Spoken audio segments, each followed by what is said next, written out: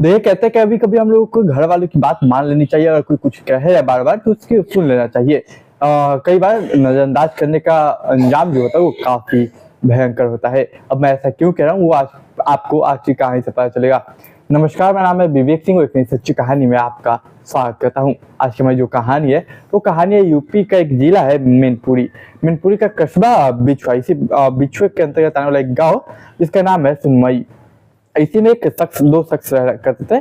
एक परिवार रहा करता था, मेरा कहने का मतलब, जिसमें एक शख्स था जिसका नाम सुशील था और उसकी एक बीवी राधा देवी। मैं बात कर रहा हूँ 11 अप्रैल साल 2025 की। 11 अप्रैल साल 2025 को वहीं के सदर कोतवाली में ये दोनों जाते हैं और एक रिपोर्ट लिखवाते हैं, मिसिंग रिपोर्ट।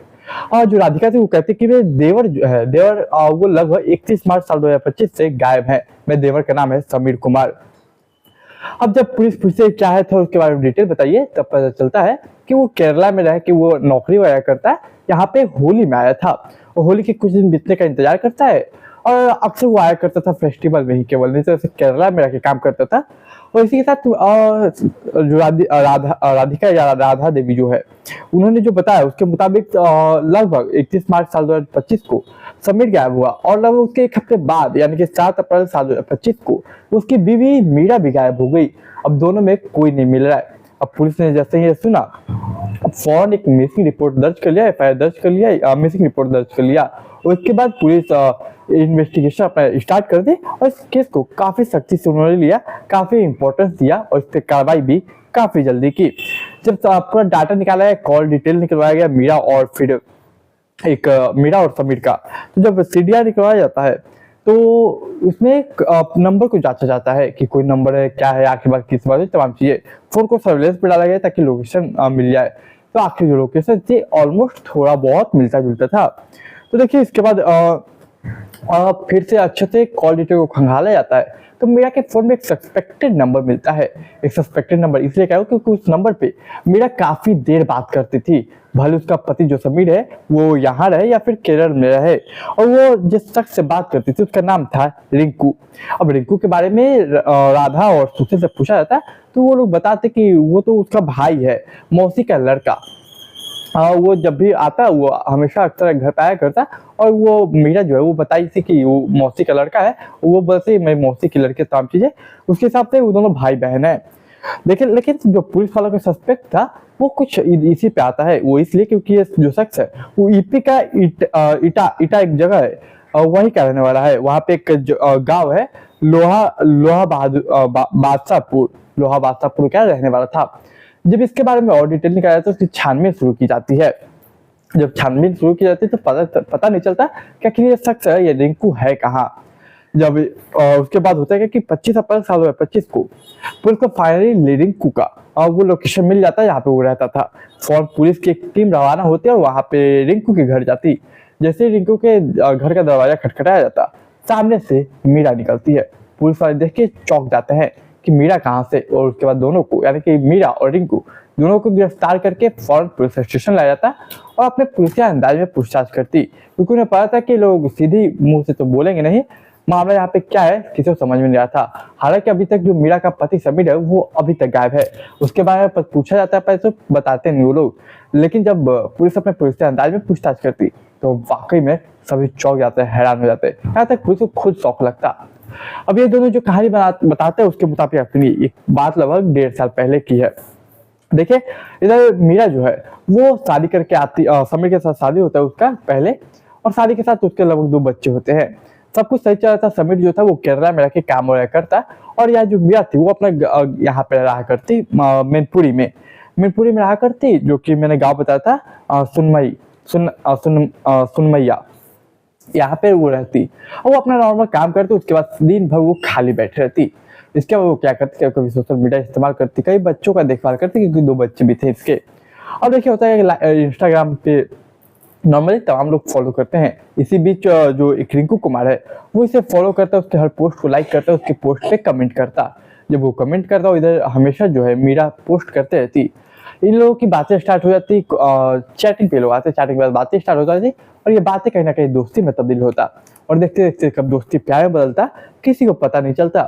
इसके बाद जब ये लोग प्यार प्रमाण चढ़ जाता है तो लोग चैटिंग में भी बातें करते हैं कि यार वो जो रिंकू है वो कहता है कि मैं तुम्हारे साथ रहना चाहता हूँ, मैं तुमसे शादी करना चाहता हूँ, क्या तुम कर सकती हो।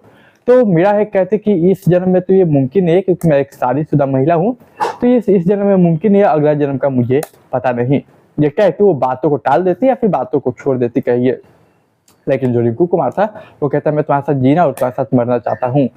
फिर वो लगभग 1 साल पहले होता क्या कि लोग दिन मिलते हैं और मिलकर वही के एक मंदिर में वो लोग शादी कर लेते हैं। शादी तो कर लेते लेकिन अब इन लोगों को मिलना जुलना था, ये सब जारी हो जाता। लेकिन सवाल ये कि अक्सर बाहर मिलेंगे तो कोई ना कोई दिक्कत होगी, कोई ना कोई देख लेगा तो लोग हमें गलत समझेंगे और गलत कहेंगे, इसका क्या सोल्यूशन हो। तब इन लोग दोनों के दिमाग में एक ख्याल आता है कि काम करते हैं, मैं तुम्हें अपनी मौसी की मौसा या मौसी का बेटा बता देती हूँ और तुम मुझे अपनी मौसी की बेटी ऐसे बता देना, जैसे हम लोगों का रिश्ता भाई बहन वाला हो जाएगा और घर में कोई डाउट भी नहीं करेगा। अब अक्सर भाई बहन के रिश्ते से जो रिंकू है वो यहाँ पे आने लगा। अब राधा या सुशील की जो पत्नी थी वो अक्सर इस बात को ध्यान देती लेकिन वो कुछ कहती क्योंकि नॉर्मल सब भाई बहन जैसा था। लेकिन कई बार सुशील की पत्नी ये नोटिस करती कि अंदर जब भी वो जाता उसे कुछ समय बाद कुछ अजीब तरीके की आवाजें आती, ऐसा जैसे मानो कि कुछ गलत चल रहा हो, कुछ गलत हो रहा हो घर के अंदर, रूम के अंदर। इस बात को लेकर कई बार वो अपने पति अपने सास ससुर को कहती, लेकिन वो लोग कहते हैं ऐसा कुछ नहीं है, वो गलत नहीं है, ऐसे वो लोग भाई बहन है, उसी से कुछ बातें करते होंगे, इसमें कौन सी बड़ी बात है। लेकिन जो सुशील की पत्नी थी वो अक्सर इस बात को उठा के कहती। अब ये बात कहीं ना कहीं भनक लग जाती है मीरा को कि उसकी जो जेठानी है वो कुछ ऐसा कहती है। अब मीरा कहती कि अब मैं इस चीज को बर्दाश्त नहीं करती, मेरा पति बाहर रहता तो क्या हुआ, मैं गलत करूंगी यहाँ पे रह के, ये सब बात करके कहती हूँ मैं अपने बच्चे के साथ अलग रहूंगी। फिर वो वहां से निकल जाती हैं। वहां से निकलने के बाद वहीं का एक बगल में दूसरा उसी गांव के दूसरे जगह में दूसरे मोहल्ले में कहिए जिसका नाम बसी महरा था। बसी महर में वहां पे वो लोग शिफ्ट हो जाते हैं, मतलब कि मीरा और उसके 2 बच्चे। इधर जो समीर वो केरला में रहता। अब इधर रिंकू का भी मन बहल जाता और रिंकू भी अब खुल के आ सकता था, कोई पाबंदी नहीं थी, कोई रोक टोक नहीं था, किसी को कोई सफाई नहीं देनी थी।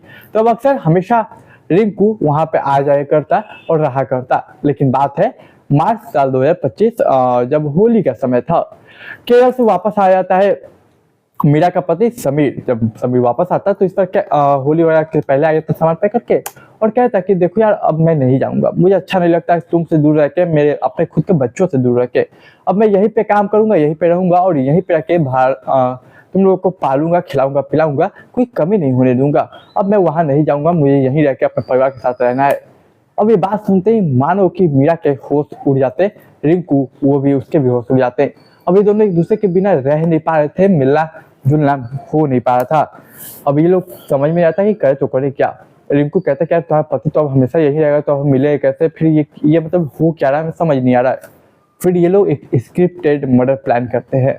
उस मर्डर प्लान के मुताबिक 30 मार्च साल 2025 को एक शादी समारोह में मीरा और उसके पति समीर को जाना था। वो लोग जाते हैं, शादी वगैरह अटेंड करते हैं। 31 मार्च को उन्हें रात को लगभग वापस आना था। तो जो मीरा वो कहते कि यार देखो समीर, एक हमारे घर में एक फ्रिज आए तो कितना अच्छा रहेगा। अब समीर बोलता है ठीक है, तो कहाँ से लिया जाए, ये प्लान होता है फ्रिज लेने का। तो मीरा जो थी वो प्लान के मुताबिक कहती कि मेरा एक मौसा का लड़का है जिसका नाम है रिंकू, वो दिलवा देगा, उसका दुकान है। तो कहते ठीक है। फिर ये लोग कॉल करते रिंकू को और रिंकू बताते यहाँ पे आइए। रिंकू का एक दोस्त है जिसका नाम है नीलेश। नीलेश के दुकान पे जाया जाता, वहां पे फ्रिज को पसंद किया जाता, कहते कि फ्रिज ले लीजिएगा, सबसे पहले चलिए कुछ पार्टी वगैरह करते हैं। तो अब नीलेश हो और रिंकू हो और मीरा ये लोग मिल के बियर लाते और बियर लाने के बाद समीर को खूब बियर पिला देते। उसके बाद उसे बहुत बुरे तरीके से वो लोग पीटने के बाद वो जब मर जाता, दम तोड़ टूट जाता, तब वो लोग हाथरस एक जगह है वहां के एक जगह गाँव है कह लीजिए, जो कि वहां पे ले जाके वो उसके बॉडी को डंप कर देते और इसके बाद 7 दिनों बाद मीरा खुद गायब हो जाती। हालांकि जब 31 तारीख को वो घर वापस आती तो सुशील पूछता कि कहाँ है मेरा भाई समीर, तो बोलते कि वो बताए मुझे नहीं, वो बोले कि मैं आ रहा हूँ, तुम घर की ओर बढ़ो।